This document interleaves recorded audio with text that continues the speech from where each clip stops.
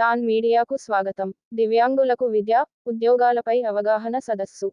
ప్రకాశం జిల్లా ఎర్రగొండపాలెం మండలం ఆదరణ వికలాంగుల ఫౌండేషన్ ఆధ్వర్యంలో 8న వైపాలెంలో దివ్యాంగులకు విద్య, ఉద్యోగాలపై అవగాహన సదస్సు.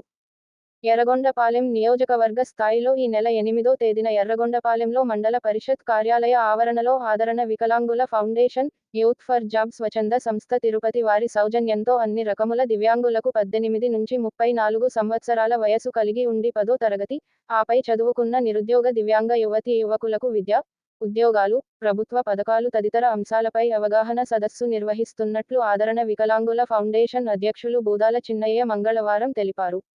ఈ కార్యక్రమంలో ముఖ్య అతిథులుగా ఆంధ్రప్రదేశ్ రాష్ట్ర దివ్యాంగుల corporation chairman Pathan Mumtaz, youth for job స్వచ్ఛంద సంస్థ సెంట్రల్ మేనేజర్ నాగవేరరావు పాల్గొంటారని తెలిపారు. దివ్యాంగులకు 2016 దివ్యాంగుల చట్టంపై అవగాహన కల్పించనున్నట్లు తెలిపారు. నియోజకవర్గంలోని దివ్యాంగ యువతీ యువకులు పాల్గొని జయప్రదం చేయాలని కోరారు. దివ్యాంగులకు ఆర్టీసీ బస్ పాసులు ఇవ్వనున్నట్లు తెలిపారు. అలాగే రైల్వే పాసులకు దరఖాస్తులు స్వీకరించనున్నట్లు తెలిపారు.